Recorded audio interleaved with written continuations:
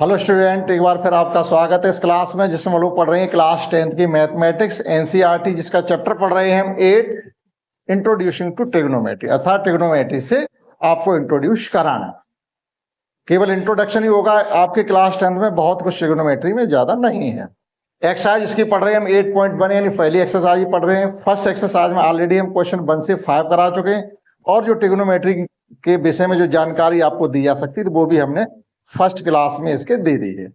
उससे next question आज हम करने वाले हैं क्वेश्चन 6 से। रेशियो क्या होते हैं, रेशियो का साइड और एंगल से क्या रिलेशन होता है, वो सब कुछ हम आपके क्लास फर्स्ट में इसका बता चुके हैं। इसमें 5 क्वेश्चन भी हमने आपको कराए हैं। शुरू करते हैं क्वेश्चन 6 से। यहाँ पर आपको ये गिवन है कि angle A and angle B are the acute angle. Acute angles means the angle which are greater than 0 and less than 90 degree are called the acute angles.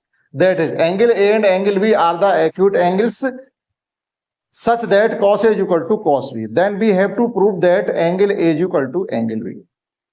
Angle A is equal to angle B proof करने के लिए देखिए हमको क्या करना है। हमें cos A is equal to cos B given है और ये कहा गया कि जो एंगल A और एंगल B है एक्यूट एंगल है। एक्यूट एंगल मींस हम आपको बता चुके हैं जो एंगल 0 से ग्रेटर हो और 90 से लेस हो वो आपके एक्यूट एंगल होते हैं। तो इसको सॉल्व करने के लिए हमें क्या करना पड़ेगा, एक ट्राइंगल को आपको ड्रॉ करना पड़ेगा। अब इसमें ये क्वेश्चन नहीं कि हम कैसा ट्राइंगल बना रहे हैं। एक ट्राइंगल हमारा ये है ए बी सी है। अब इसमें हमें थोड़ा कंस्ट्रक्शन करना पड़ेगा। That is draw a perpendicular C D to A B. We have to prove that angle A is equal to angle B. अब ये प्रूफ करने के लिए angle A is equal to angle B हमें क्या proof करना है, triangle A B C will be an isosceles triangle. Triangle A B C isosceles triangle होना चाहिए, तभी तो हम एंगल ए और बी एंगल प्रूफ कर पाएंगे। Side A B equal to A C equal to B C अगर equal होंगे तो उसके अपोजिट एंगल भी आपस में इक्वल होंगे। ये प्रॉपर्टी है आइसोसेलेस ट्राइंगल की। तो गिवन इंफॉर्मेशन के अकॉर्डिंग हम इसको प्रूव करने वाले हैं। तो हम लिखेंगे in triangle A B C C D is the perpendicular on A B. C D is perpendicular to now in right angle triangle C D A and C D B. CDB पहले find करेंगे cos A। cos A in triangle CDB cos A means base upon hypotenuse. That is base है हमारा AD और hypotenuse है हमारा AC। इसी प्रकार से in the same way cos B is equal to in right angle triangle CDB। Base line हमारी BD है और हाइपोटेनियस BC है। That is BD upon BC, but we have to given that cos A is equal to cos B. cos A is equal to cos B, जो cos A is equal to cos B given है, इनकी value भी हम आपस में put कर सकते हैं। that is AD upon AC is equal to BD upon BC. It can be written as अगर AD और AC की हम प्लेस चेंज कर दें, यानी AD की टर्म एक तरफ ले लें और AC की टर्म एक तरफ ले लें। It can be written as AD upon BD is equal to AC upon BC is equal to K। K यूक्वल हमने इनको कंसीडर कर लिया है। के यूक्वल कंसीडर कर लिया तो हमने क्या किया, first term second term third term तक हम पहुंच चुके हैं। फर्स्ट की पहले K से कंपेयरिंग करेंगे तो AD की value in term of BD निकल आएगी, फिर AC की value in term of BC हम फाइंड कर सकते हैं। देखिए एक तरीके से हम लिख सकते हैं कि AD upon BD is equal to K। That is AD is equal to K BD. In the same way, AC upon BC is equal to K. That is AC is equal to K BC. इस value को हम आगे इसमें use करने वाले हैं। Now in right angle triangle CDA and CDB by Pythagoras theorem. तो Pythagoras theorem से इसको प्रूफ कर लीजिएगा। क्या लिख सकते हैं हम, दोनों तरफ दोनों ही ट्राइंगल से हम CD की वैल्यू फाइंड करेंगे। पाइथागोरस थ्योरम क्या कहती है, AC square is equal to AD square plus CD square. That is CD square हो जाएगा आपका AC square minus AD square. CD square is equal to AC square minus AD square first. In the same way in triangle CDB, ये triangle था हमारा triangle CDA और अब आपका triangle है CDB। तो अब इसमें CD square is equal to आपका आ जाएगा BC square minus BD square. दोनों ही इक्वेशंस की लेफ्ट हैंड साइड इक्वल है तो राइट हैंड साइड भी इक्वल, मतलब राइट हैंड साइड इक्वल है तो लेफ्ट हैंड साइड भी इक्वल होगी। अब देखिएगा ये लेफ्ट हैंड साइड आपकी इक्वल है तो राइट हैंड साइड इक्वल होगी। CD स्क्वायर तो इसका मतलब राइट हैंड साइड हमारी इक्वल होगी। देखिएगा इसको ये भी लिख सकते हैं, from first and second we have AC square minus AD square is equal to BC square minus BD square. अब आप देखिएगा AC की वैल्यू है KBC और AD की वैल्यू है KBD। यहां पर इसको हम ये पुट कर सकते हैं। देखिएगा using value of AD and AC और AD की जब वैल्यू यूज करेंगे तो AC की जगह लिख सकते हैं हम K square BC square minus, और AD की जगह लिख सकते हैं हम K square BD square is equal to BC square minus BD square. अब आप ध्यान से देखिएगा यहां से K स्क्वायर कॉमन है, that is BC square minus BD square is equal to BC square minus BD square. ये आपका कैंसिल हो गया, हमारा वैल्यू आ गई K square is equal to 1, that is K is equal to 1। K की value हमने 1 पुट 1 फाइंड कर ली है। जब K की वैल्यू 1 हम यहां पर पुट करेंगे AD is equal to KBD, तो जैसे ही क्या आ जाएगा हमारा, और यहां पुट करेंगे तो AC is equal to BC। आप दोनों जगह K की वैल्यू जब पुट करेंगे तो ये साइड भी आपकी इक्वल हो रही है और ये साइड भी आपकी इक्वल हो रही है। तो ट्राइंगल आपका ABC, that is D be the mid point of triangle, mid point of AB। तो D मिड पॉइंट हो रहा, उसकी हमें कोई जरूरत नहीं है। लेकिन आप देखिएगा जब यहां पर वैल्यू पुट करेंगे हम K की 1, तो AC is equal to BC proof हो रहा है। जब AC is equal to BC proof हो रहा है, इसका मतलब ट्राइंगल ABC कैसा हो गया, आइसोसेलेस ट्राइंगल हो गया। जब साइड से इक्वल है तो उनके अपोजिट एंगल भी इक्वल होंगे। तो केवल इतना लिखना काफी है, hence triangle ABC will be an isosceles triangle.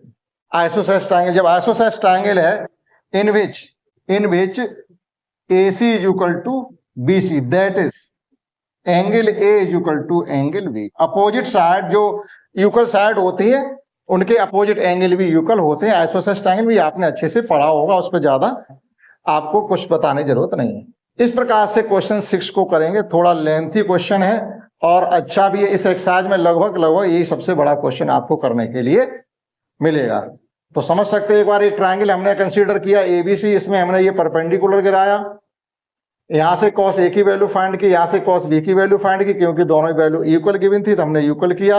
Equal करने के बाद हमने इसको K के इक्वल माना, थोड़ा यहां से हमने फेर बदल भी किया, BD को यहां ले आए और AC को, यानी AC BC साथ साथ और AD BD साथ साथ कंपेयरिंग करके हमने AD की वैल्यू BD की टर्म में और AC वैल्यू BC की टर्म में फाइंड करने के बाद फिर हमने पाइथागोरस थ्योरम का यूज करके वो वैल्यू हमने यूज कर ली इसमें, और ये कटने के बाद K इक्वल टू 1 आ गया। K इक्वल टू 1 आने पर क्या हो जाएगा, जब आप यहाँ पुट करोगे वैल्यू को तो AC इक्वल टू BC हो रहा है। इसका मतलब ट्राइंगल ABC एक आइसोसेलेस ट्राइंगल है जिसकी अपोजिट साइड इक्वल है, तो अपोजिट एंगल भी आपस में इक्वल होंगे, वही हमको प्रूफ करना था। आप नोट कर सकते हैं, समझते हैं। Next question 7।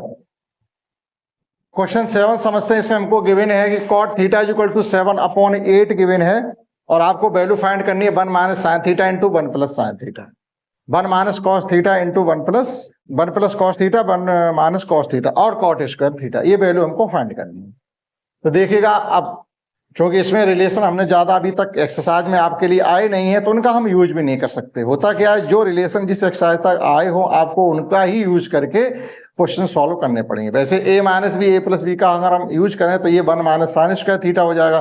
1 minus sine square theta equal to होता है कॉस स्क्वायर थीटा, तो वो कॉस स्क्वायर थीटा हो जाएगा। इसी प्रकार से ये साइन स्क्वायर थीटा हो जाएगा। कॉस अपॉन साइन होता है tan, मतलब कॉट स्क्वायर थीटा यानी 49/64 वैल्यू आ गई। लेकिन ऐसे यहाँ पर नहीं करना है, इस प्रकार से यहाँ करना नहीं। यहाँ तो स्क्वायर डायरेक्ट पुट कर सकते हैं, ठीक है, उसमें कोई दिक्कत नहीं। करना यही है, हम क्या करेंगे, राइट एंगल ट्राइंगल को बनाएंगे और जो गिवन इन्फॉर्मेशन उसकी हेल्प से हम साइन थीटा कॉस थीटा की वैल्यू फाइंड करेंगे, तब आगे उसमें हम कर पाएंगे। तो देखिएगा, एक आप ट्राइंगल बनाइएगा इस प्रकार से, एक राइट एंगल ट्राइंगल हमने ये बना लिया। अब ये हमने थीटा मान लिया, A B सी। आप थीटा इसको मानेंगे तो बेस लाइन ये आपको दूर से दिखाई लेंगे। कॉट थीटा इक्वल टू क्या होता है, कॉट थीटा जैसे टेन थीटा इक्वल टू होता है परपेंडिकुलर अपॉन बेस, तो कॉट थीटा इक्वल टू हो जाएगा base upon perpendicular, that is 7th line ये हो जाएगी और 8 ये हो जाएगी। ठीक, तो फिर आपको एसी फाइंड करनी पड़ेगी बाय पाइथागोरस थ्योरम। ना एसी इज इक्वल टू हो जाएगा आपका A B square plus B C square. तो ए बी स्क्वायर मीन्स है 64 प्लस 49, कितना हो जाएगा ये 13 और 9 4 13 और ये 11 113। ये ए सी स्क्वायर है, that is A C equal to कितना आ जाएगी रूट 113। इतना ही रहने दीजिए क्योंकि ये परफेक्ट स्क्वायर नंबर तो है नहीं, तो इसको इतना ही आप रहने दीजिएगा रूट 113। अब देखिएगा साइन थीटा की वैल्यू फाइंड करिएगा। ना साइन थीटा इक्वल टू होगा perpendicular upon hypotenuse, that is perpendicular क्या है A B upon A C means 8 upon root 113। इसी प्रकार से cos थीटा इक्वल टू क्या हो जाएगा, cos थीटा इक्वल टू होता है base upon hypotenuse, base upon hypotenuse that is B C upon A C, यानी 7 अपॉन रूट 113। अब ये sine theta cos theta value केवल आपको फर्स्ट में पुट करना है, सॉल्व करना और कुछ नहीं करना। देखिएगा फर्स्ट, अब फर्स्ट क्वेश्चन करने वाले हैं 1 minus sine theta 1 plus sine theta into 1 minus cos theta into 1 plus cos theta. केवल इसमें वैल्यू पुट करेंगे तो ये हो जाएगा 1 माइनस साइन थीटा वैल्यू हमने फाइंड की है 8 अपॉन रूट 13 और ये हो जाएगा 1 minus 8 upon root 113। In the same way 1 minus 7 upon root 113 और 1 माइनस 7 अपॉन 1 प्लस, एक जगह प्लस करिएगा, रूट 113। ये वैल्यू हमारी पुट हो गई। अब a plus B into A minus B की कॉन्सेप्ट लग रही है तो उसको हम यूज कर सकते हैं। It can be written as, यानी 1 इसका 1 का स्क्वायर तो 1 ही होगा, इसको लिख सकते हैं 64 अपॉन 113 और इसे लिख सकते हैं 1 minus 49 upon 113। A square minus B square, A minus B into A plus B हो तो ए स्क्वायर माइनस बी स्क्वायर की कॉन्सेप्ट आप यूज कर लीजिएगा। अब इट कैन बी रिटन है, जब एलसीएम ले लेंगे तो ये क्या हो जाएगा 113 माइनस 64 अपॉन 113। यहां भी हो जाएगा 113 माइनस 49 अपॉन 113। एलसीएम से एलसीएम आपका कैंसिल आउट हो जाएगा और जब 113 64 माइनस करेंगे तो बचेंगे आपके 49 और 49 कम करेंगे तो बचेंगे 64। इस प्रकार से आपको यहाँ पर इस क्वेश्चन को करना है। जो कॉन्सेप्ट हमने यहाँ पर a plus B A minus B लगाई, यहाँ लगाई है लेकिन यहाँ नहीं लगा सकते क्योंकि वो कॉन्सेप्ट आपको इस एक्सरसाइज में पढ़ा ही नहीं है, क्योंकि अभी आपको मालूम ही नहीं है कि 1 minus sine square theta equal to होता क्या है, 1 minus cos square theta equal to होता क्या है। ठीक, तो देखिएगा सेकंड में क्या करेंगे, इसके सेकंड में कुछ नहीं, स्क्वायर कर दीजिएगा। कॉट थीटा की वैल्यू कितनी दी गई थी हमको 7 अपॉन 8, तो कॉट स्क्वायर थीटा की वैल्यू क्या हो जाएगी 49 अपॉन 64। दोनों ही आंसर सेम ही है, नोट कर सकते हैं आप। समझते हैं नेक्स्ट क्वेश्चन 8। क्वेश्चन 8 समझते हैं, जिसमें हमको ये गिवन है कि 3 कॉट ए इक्वल टू, गलत लिख दिया है, 3 कॉट ए इक्वल टू 4, यहां पर 4 है। 3 कॉट ए इक्वल टू 4 है तो आपको ये चेक करना है कि 1 minus tan square upon 1 plus tan square is equal to cos square minus sine square है या नहीं है, और नॉट लिखा हुआ है। आपस में ये वैल्यू इक्वल है या नहीं है, cos square minus sine square. तो देखिएगा जो गिवन इंफॉर्मेशन है उसकी हेल्प से हमको पहले क्या फाइंड करना है, tan a और sin a cos a की वैल्यू फाइंड करनी है। we have given that 3 cot a is equal to 4 given है, तो cot a is equal to क्या आ जाएगा 4 अपॉन, अब tan a की वैल्यू तो हम यहाँ के रेसिप्रोकल से भी फाइंड कर सकते हैं। ये हमने आपको बताया है कि cot जो होता है tan का रेसिप्रोकल होता है, लेकिन sin cos की नहीं फाइंड कर सकते। जब उनको फाइंड करना है तो हम एक राइट एंगल ट्राइंगल को बना ले रहे हैं यहां से। ठीक, ये a है, ये b है और ये c है। अब cot a इक्वल टू क्या होता है, cot a इक्वल टू होता है बेस अपॉन परपेंडिकुलर। जैसे tan a इक्वल टू क्या होता है perpendicular upon base, perpendicular upon base. तो कॉट इज इक्वल टू होगा base upon perpendicular, that is ये 4 लाइन होगी और ये 3 होगी, तो भाई पाइथागोरस थ्योरम निश्चित रूप से ये लाइन हमारी 5 आएगी। आप पाइथागोरस थ्योरम का यूज करके आप फाइंड भी करेंगे, A C square is equal to A B square plus B C square, that is 16 plus 9 is equal to 25, that is A C is equal to root 25 means 5। सभी आगे आप find करिएगा tan a। ना tan a is equal to होता है perpendicular upon base, that is BC upon AB is equal to 3 upon 4। sin A is equal to होता है perpendicular upon hypotenuse, means AB upon AC 3 upon 5, और cos A is equal to होता है base upon hypotenuse, means ये गलत लिख दिया, sign है परपेंडिकुलर अपॉन हाइपोटेनियस, तो परपेंडिकुलर तो BC था यहां पर, BC, AB यहां पर आएगा AB upon AC, that is 4 upon, ठीक। अब ये सब वैल्यूशन पुट कर दीजिएगा। Now 1 minus tan square A 1 plus tan square A, 1 minus tan square A means है वैल्यू फाइंड हमने tan स्क्वायर A की है 3 अपॉन 4, यानी 9 upon 16 upon 1 plus 9 upon 16। LCM लेके चलेंगे तो ये हो जाएगा हमारा 16 माइनस 9 अपॉन 16, 16 प्लस 9 अपॉन 16, ये हो जाएगा आपका 7 अपॉन, ये एलसीएम से एलसीएम कैंसिल हो जाएगा, 7 अपॉन 25। अब हमें फाइंड करना है कि cos square A minus sine square ए की वैल्यू भी क्या इतनी ही आती है या नहीं।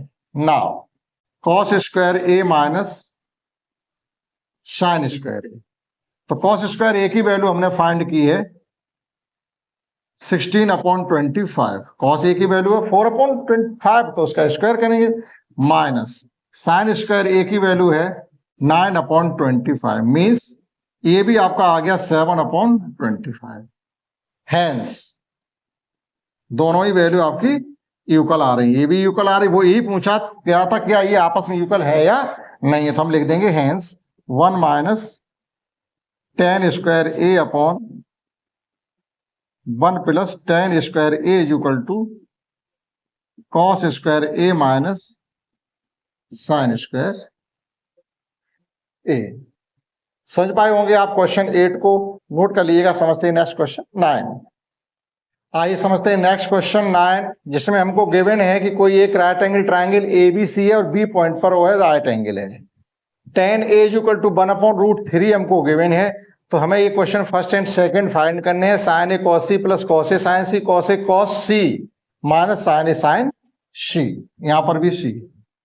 तो जो आपको गिवन इंफॉर्मेशन ये गिवन है, जो tan A equal to 1 upon root 3, यहां से किसी ट्राइंगल की सभी साइड्स हम पहले फाइंड करेंगे। तो देखिएगा, आप एक राइट एंगल ट्राइंगल बनाइएगा A B C, B have given that tan A is equal to, अगर हम tan A is equal to find भी करना चाहें यहां से, तो ये पहले तो ये गिवन है tan A is equal to 1 upon root 3, और tan A is equal to होता क्या है, tan A is equal to होता है perpendicular upon base, that is P upon B। P क्या है, P है हमारा BC और बेस है हमारा AB, ठीक। तो इस हिसाब से अगर हम इसको फाइंड करना चाहेंगे तो BC इज इक्वल टू क्या आ जाएगा, यहां से एक तरीके से ये BC अपॉन AB, आप डायरेक्ट भी लिख सकते हो 1 अपॉन रूट 3, लेकिन हम फिर भी आपको बता रहे हैं BC upon AB equal to 1 upon root 3। तो एक तरीके से ये K के टर्म में आती, डायरेक्ट तो हम नहीं लिख सकते हैं। तो ये BC इक्वल टू यहां से क्या आ जाएगी, BC इक्वल टू आ जाएगी K, तो AB इक्वल टू आ जाएगी आपकी K रूट 3, K रूट 3। आप इस प्रकार से भी यानी 3 रूट K भी लिख सकते हैं, लेकिन आप उतने झंझट में ना पढ़ के आप डायरेक्ट लिखिएगा, इसको 1 लिखिएगा और इसको लिखिएगा रूट 3। जैसे हम पाइथागोरस थ्योरम का यूज करेंगे तो ये हो जाएगा 3 प्लस 1 रूट 4, रूट 4 मीन्स 2, ठीक, आप मौके भी लिख सकते हैं या कंप्लीट करके आप पाइथागोरस थ्योरम से फाइंड भी कर सकते हैं, इस प्रकार से भी लिख सकते हैं, नहीं तो डायरेक्ट आप यहां से भी उसमें लिख सकते हैं, उसके लिए कोई आपके लिए मैटर नहीं रखता है। तो अब चलिएगा यहां से हम फाइंड करेंगे sine A, sine C, cos A और कॉस सी की वैल्यू। देखिएगा पहले फाइंड करिएगा sine A. Sine A equal to होगा perpendicular upon hypotenuse. Perpendicular upon hypotenuse means BC upon AC means 1/2। इसी प्रकार से साइन C इक्वल टू क्या हो जाएगा, साइन C। जैसे ही हम साइन C लेंगे तो BC लाइन हमारी क्या हो जाएगी, बेस का वर्क करेगी। अभी तक A पर थे तो ये बेस था, ये परपेंडिकुलर था, अब C पर पहुंच जाएंगे तो BC बेस हो जाएगा और AB आपका परपेंडिकुलर हो जाएगा।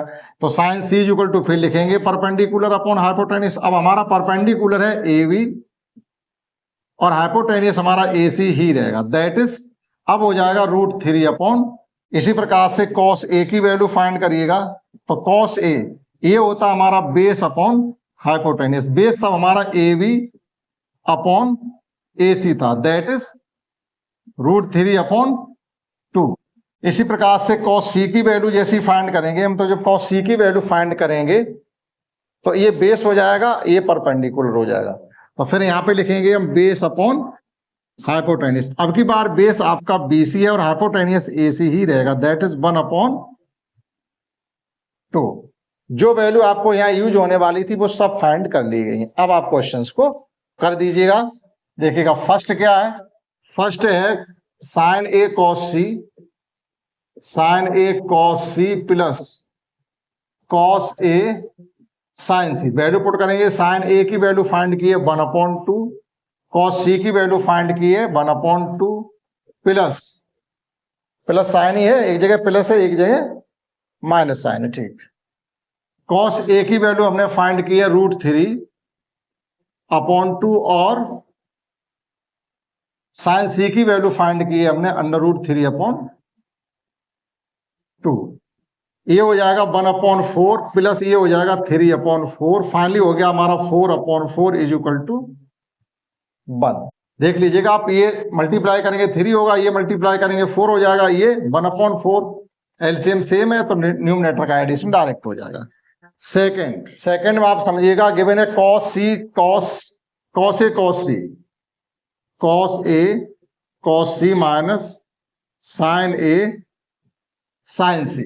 अब देखिएगा cos A की वैल्यू क्या थी √3/2, cos C की वैल्यू क्या थी 1/2 माइनस साइन A की वैल्यू थी 1/2 और साइन C की वैल्यू थी √3/। सेम वैल्यू है, कैंसिल आउट हो गई, इक्वल टू 0 आ गया। आप मैच कर लीजिएगा, नोट कर लीजिएगा। समझते हैं नेक्स्ट क्वेश्चन 10। समझते हैं नेक्स्ट क्वेश्चन 10, जिसमें हमको गिवन है कि PQR एक राइट एंगल ट्राइंगल है, right angle at Q, PR plus QR is equal to 25 है। Means side PR plus side QR is equal to 25 और PQ इज इक्वल टू अलग से गिवन है 5 सेंटीमीटर। 5 सेंटीमीटर। अब मान लीजिएगा कोई एक साइड, इसमें से हम x कंसीडर कर ले रहे हैं, इसको अगर हमने x कंसीडर कर लिया x सेंटीमीटर, तो फिर ये वाली साइड कितनी होनी चाहिए 25 माइनस x। अब 25 माइनस x क्यों होनी चाहिए, क्योंकि इन दोनों साइड का सम 25 है। आप सम करिएगा, minus x plus x cancel out हो जाएंगे, बचेगा 25। ठीक, अब ये इंफॉर्मेशन आपको गिवन है, इसकी हेल्प से हमें साइन P, tan P और cos P और tan P की वैल्यू फाइंड करनी है।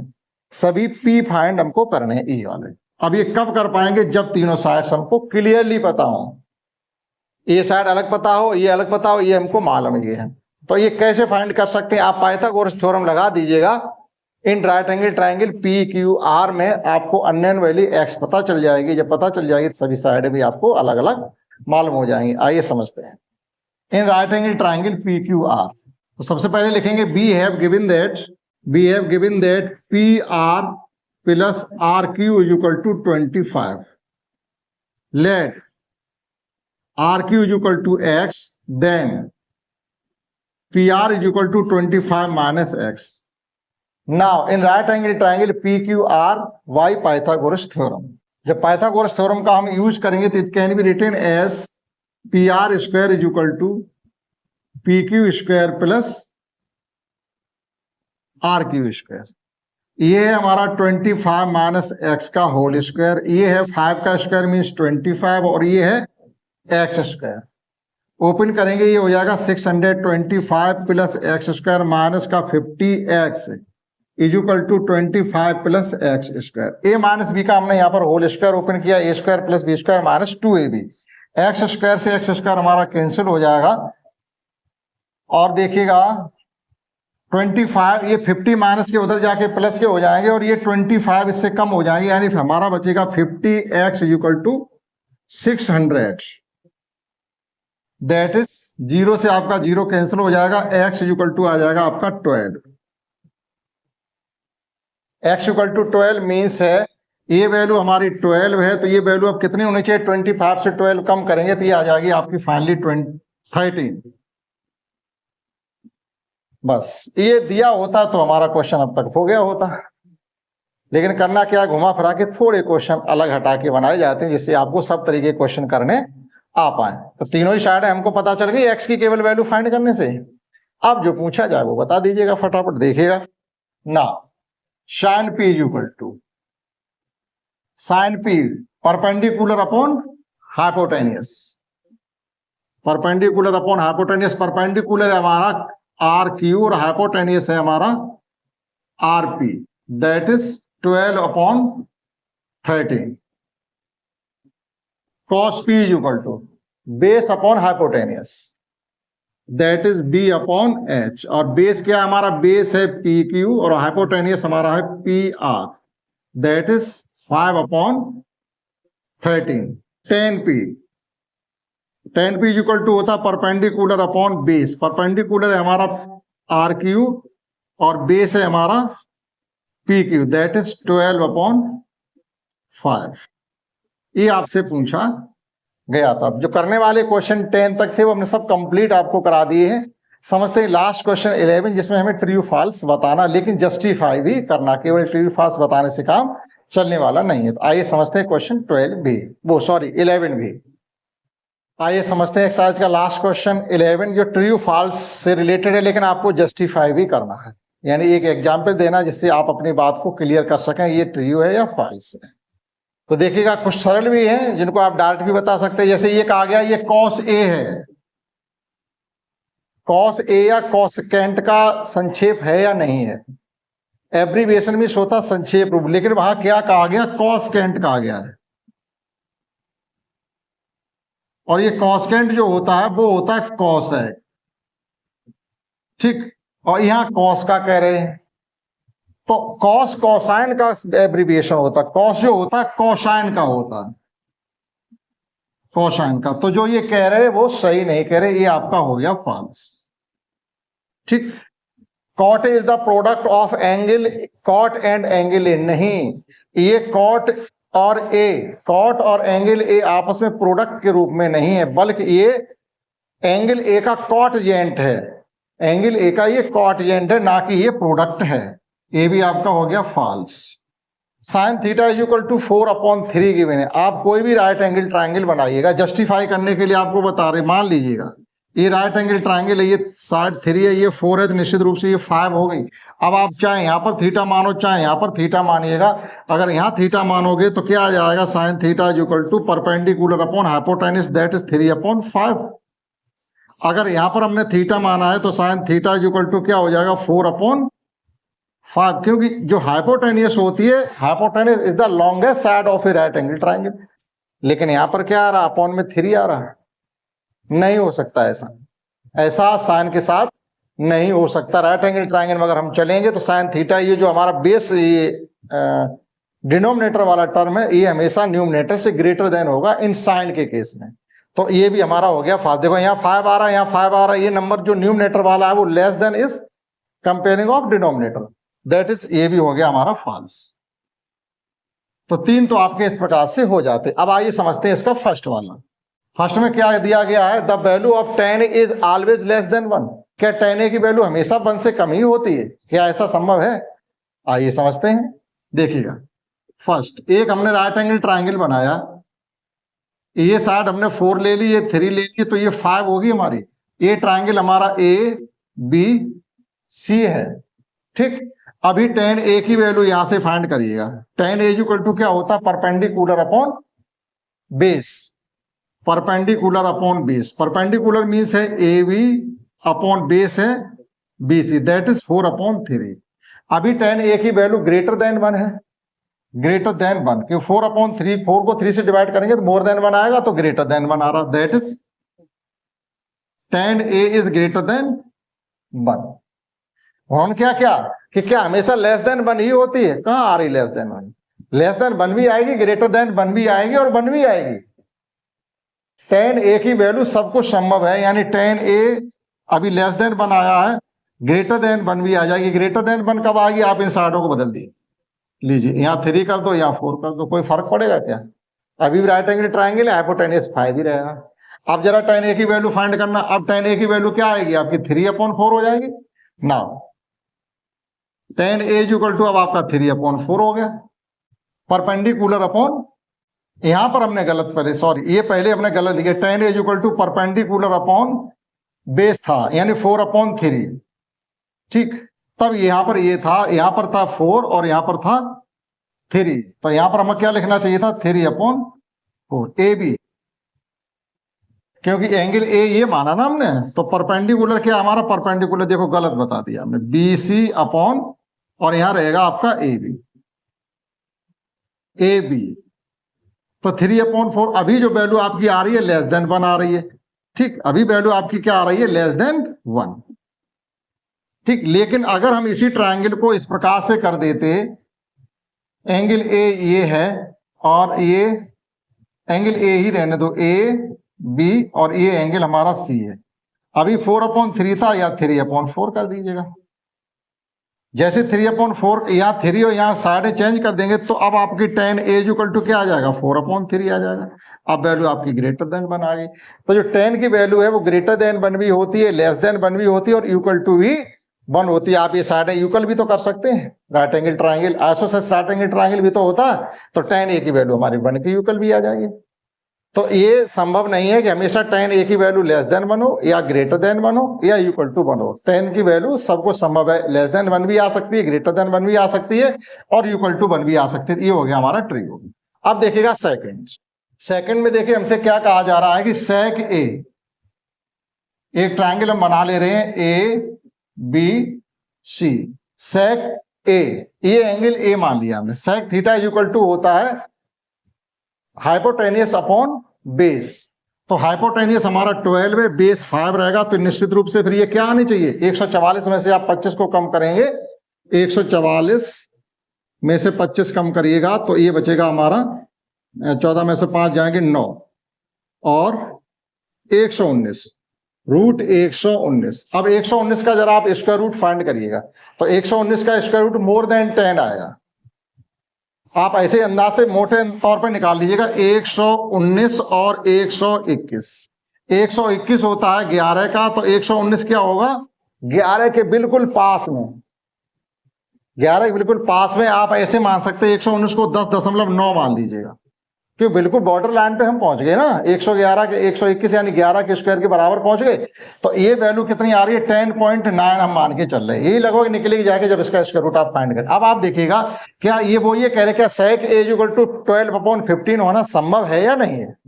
क्या ऐसा हो सकता है कि sec a इक्वल टू 12/5 आए, 15 नहीं 5? अब आप देखिएगा कि ये ट्रायंगल बन रहा है, ये ट्रायंगल बनना संभव है कि नहीं है? ट्रायंगल बनना संभव है या नहीं है, ये कैसे पता करेंगे? किसी ट्रायंगल की किन्हीं दो साइड का सम अगर ग्रेटर देन थर्ड साइड हो ट्रायंगल बनना पॉसिबल होता, अदरवाइज नॉट। अब आप देखिएगा 12 और 5 का एडिशन करें तो 17 आ रहा, मोर देन BC है। अगर हम BC और AB का एडिशन करें तो ये आपका आ रहा है लगभग 17, जो कि ग्रेटर देन AC है। इसका मतलब है ट्रायंगल बनना पॉसिबल है। जब ट्रायंगल बनना पॉसिबल है, इसका मतलब है कि sec a इक्वल टू 12/5 भी पॉसिबल है। ठीक, आपको जस्टिफाई करने के लिए थोड़ा अपना लॉजिक लगाना ही पड़ेगा। क्लियर हुआ? तो हमने एक्सरसाइज 8.1 के क्वेश्चन सभी करा दिए हैं। फर्स्ट में कराए थे 1 से 5 और सेकंड में हमने आपको कराए 6 से लेकर के 11 तक। आशा करता हूं आपने समझ पाए होंगे इस क्लास में। That's it.